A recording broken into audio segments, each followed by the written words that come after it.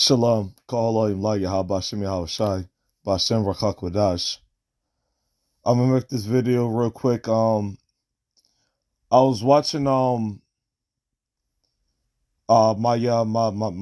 more recent camp videos and things of that nature, and I noticed I kept saying the word great. So I wanted to go into the definition of the word great and elaborate on it just a little bit, through the spirit and the power of Yahabashim Yahushai. All right, because what in his ministry, all right, for you Israelites, you so-called Negroes, Latinos, and Native Americans, all right, it is for us to be diligent, all right, to be prudent, to have wisdom. Okay, so looking at words is very important. All right, so the definition for the word great on the regular Google definition, all right, it says great adjective definition one of an extent, amount, or intensity considerably above the normal or average, which this is correct. Definition two of ability, quality, or eminence considerably above the normal or average, which they basically saying the same exact thing. This says an important or distinguished person, which that's true as well. That's true as well because what when somebody says something to you like, "Oh man, you're so great," and things of that nature, that means you're abundant. You're abundant.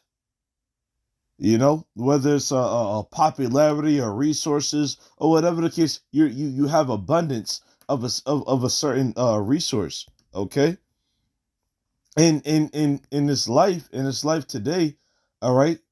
Just like in the days of old, you have greatness in wickedness and righteousness. All right. So you could be great in righteousness and you could be great in wickedness. All right. Uh uh for example, look at King Saul and King David. All right. It says another term for letter. I'm not too familiar with that. I'm not trying to go into it. All right, but the word great, it means it pertains to having abundance. All right. And so when you go into the scriptures, all right, I have pulled this in the book of Matthew, chapter 6, verse 23. It says, "But if thine eye be evil," and this is Yahweh Shai speaking, who the world calls Jesus Christ, all right, whose name means he is or he delivers. I mean, Salakia, he salvation, he delivers. Okay, that's who the world calls Jesus Christ, the Son of the Most High. Okay, Matthew 6 and 23, this is him talking in the time that he was alive. It says, "But if thine eye be evil, thy whole body shall be full of darkness. If therefore the light that is in thee be darkness, how great is that darkness?" Okay. So what? Darkness representing wickedness in this particular scripture, it can be great. All right. Great doesn't always mean good. Even the scriptures talk about that too.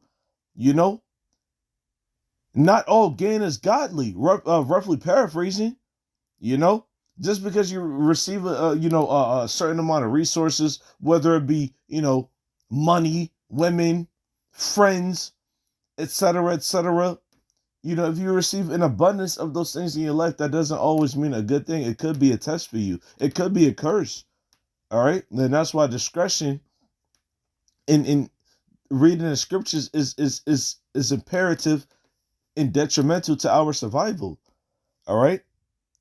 But the scriptures say what? If thine eye be evil, it says, but if thine eye be evil, thy whole body should be full of darkness. All right, and this is Yahweh Shah talking about what?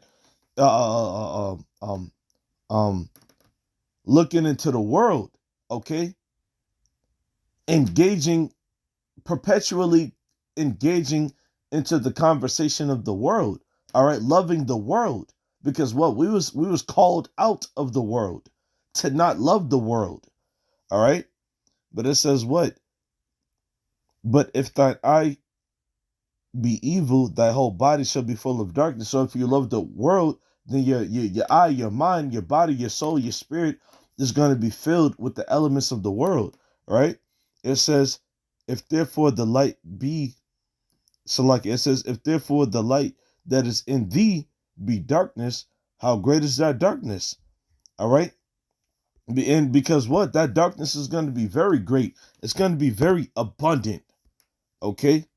It's going to be very abundant, you know. And what you so-called Negroes, Latinos, and Native Americans, are you Israelites? You should not want that for yourselves. All right, because what, as the men of the Lord, Lord's willing, we are starting with the elders and the apostles of Great Millstone. Okay, Hazaquanium.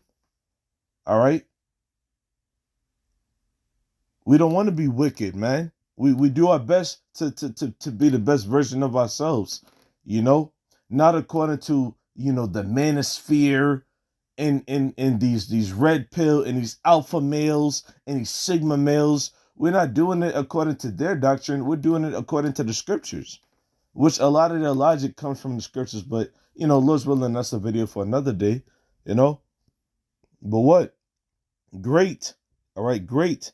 It says of an extent, amount, or intensity considerably above the normal or average. All right, so greatness could be in righteousness or wickedness, you know. Hell, you could, as a matter of fact, if you got the and I'm gonna just show it to you, pulled it up many times.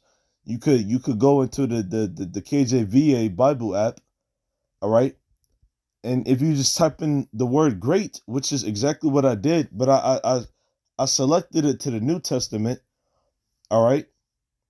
What if when you read through the scriptures, all right, great is used in many different contexts, both in righteousness and in wickedness. Okay? But I just wanted to leave it at that,